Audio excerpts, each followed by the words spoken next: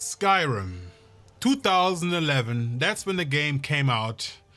One of my, actually the favorite RPG game that I have personally ever played in my life. Okay, I bought the PS3 version, and I also got the PS4 version, and I also got the PC version because sometimes I wanted to see more of the details of Skyrim, and that's why I bought that as well.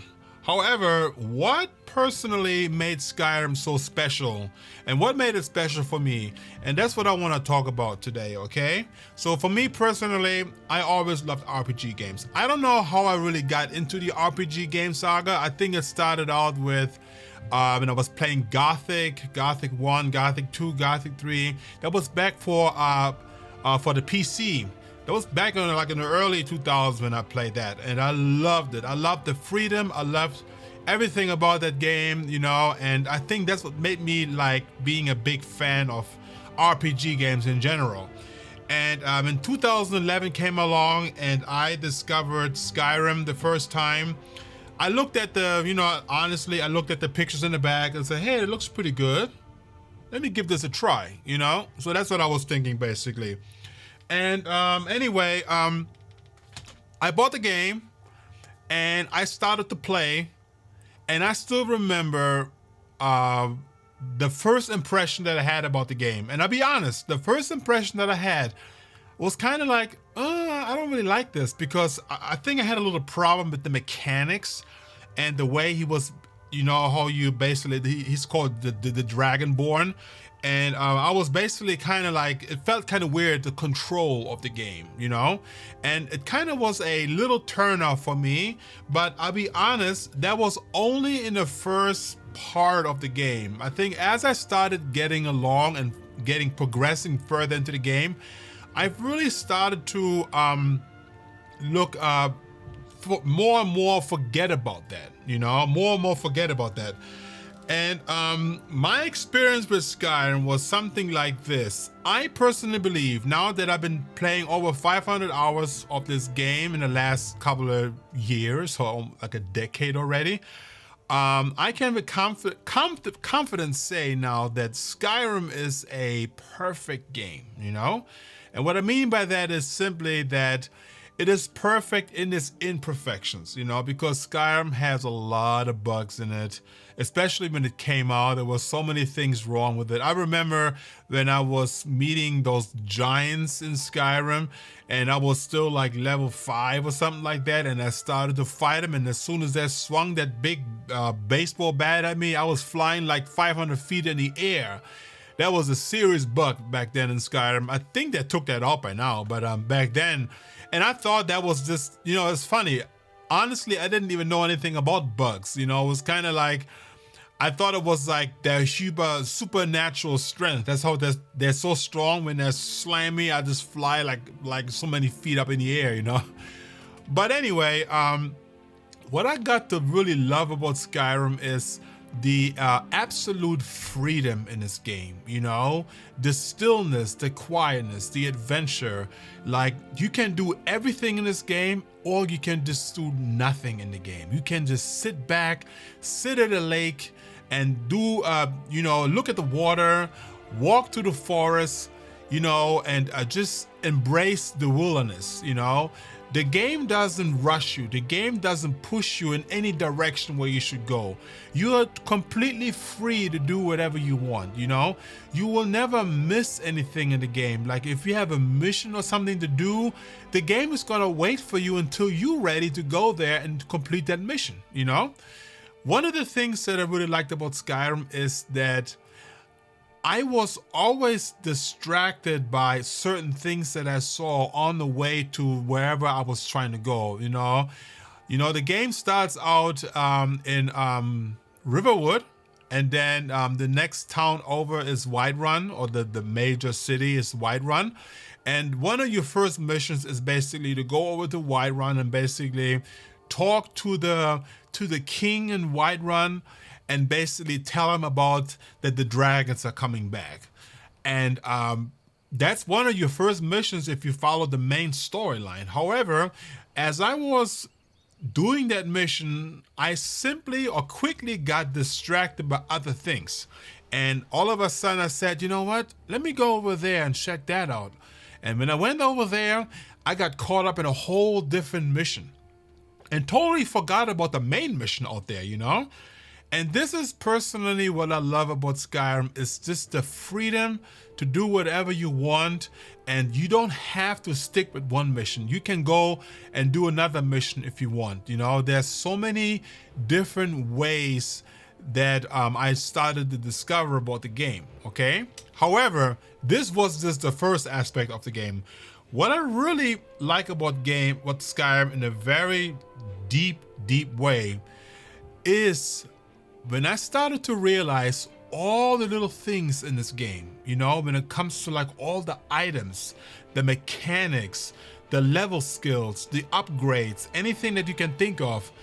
As I started to see these things and started to learn the depth of all of these things, I was like, my gosh, this game is endless in so many different ways. And what I started to realize is that even getting caught in like different adventures, you know, finding these caves, finding these secret hives and places where you could just simply go in there and get lost in it and just, you know, just spend time collecting things, you know, and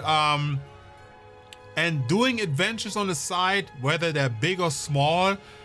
It's just one of the things that really like caught me in such a way that I personally, you know, wouldn't even imagine, you know. I kind of, what I'm trying to say is just this, that I had a certain view of the game. I kind of looked at the game like, oh, it's a pretty big game. It's nice, you know, there's so many things you can do, that's great. But as I started to play more and more, and I started to realize how much the game was opening its way up and getting bigger and bigger, I was like, my gosh, this is like so huge, you know? And that was one of the things that completely fascinated me about the game. And the whole curiosity about, what am I going to discover if I go into this cave? What am I going to discover if I go deeper into this area? Where am I going to wind up? What kind of adventures will await me if I go down that road instead of going this way? And that was one of the things that was so special about Skyrim, because Skyrim seemed to be like so limitless, you know. There was no limit in the game, you know. Yes, you could basically play the main story and finish that. Like if you play really hard, we can finish that in 30 hours or 40 hours, something like that. But there are more side stories than the main story, and it's literally unlimited. I mean, I have put 500 hours into the game, and I was still not done with the game. There was still like so much to do. And I'll be honest, I really never finished the game. Even though I put over 500 hours in this game, I never really finished the game. And the thing about Skyrim is that you don't need to finish it, because you have the satisfaction of just being in this world, enjoying this world, and doing your adventures in this world, and be whoever you are in this game, you know. This is what Skyrim is all about, you know, just getting lost, getting immersed in this world, and just simply just be in it and have fun, you know. That was one of the things I really loved about the game. And what I also loved about the game is the fact that the modding community was so immense, so huge in this game.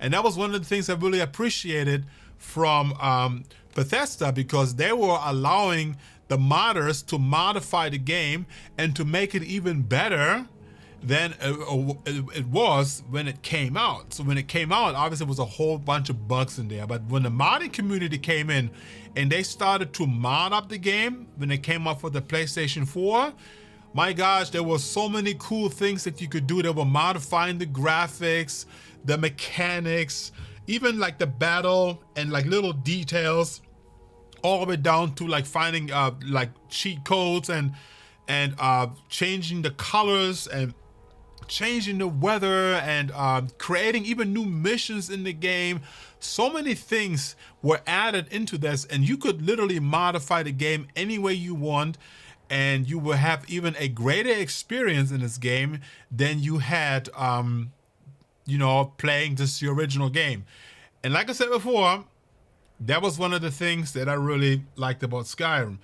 And obviously, at that point, I wanted to dive deeper into Skyrim. So I actually, got the PC version of that, where you had some more options than playing it on the PlayStation 4 or even on the PlayStation 5. So I also got the PC version because I wanted the greater detail, even though it looked pretty good on the PlayStation 4 already. But on the PC, it was just a much sharper image, and you could see even more, including its flaws, obviously. But oh my gosh, I can just go on and on about this game. All I'm saying is that I haven't played Skyrim for a while yet, but one day I probably will go back into this and play it again. All I know is that if you have never played Skyrim, and I'll be honest, I have never played any Elder Scrolls game since Skyrim. I mean, yes, let me take this back. I actually did play Morrowind and I played Oblivion, but I only played for a tiny little bit of time. I really cannot tell you how long that was. It was really short, and I was not really a big fan of it, I'll be honest. But Skyrim kind of really turned the page on me, and I freaking loved it, And if you have never played Skyrim, then I would highly recommend that you would do that. The game is outdated. The mechanics are not the same. They're not like modern games that came out now in 2025. So as of this video, when you play this game right now, you're going to be probably really turned off by the controls and even some of the combat in the game, or most of the combat, because it is really bad compared to today's standard. However, if you can look past all these things and you look at what Skyrim is all about, which is the freedom, the flexibility, to do whatever you want, where you can just do missions or you just do nothing and you just collect things and you just make it your own. You make it your own world, and that's the beautiful thing about this game. You can make it your own. You can make it any way you want. And the game doesn't push you. The game doesn't hold your hand. The game won't cut you off and, show you some kind of a cutscene unless you wanted this. But the game is just there and is waiting for you to make a move, This is what Skyrim, for me personally, was so special. The fact that you can just do anything you want and totally get lost in this game, okay?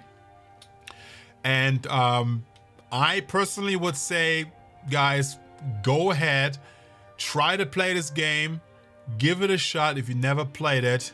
And I personally will play it again one day, maybe next year, maybe the year after, I will play it again, who knows? But as of now, I'm taking a break, but soon I will be back playing Skyrim.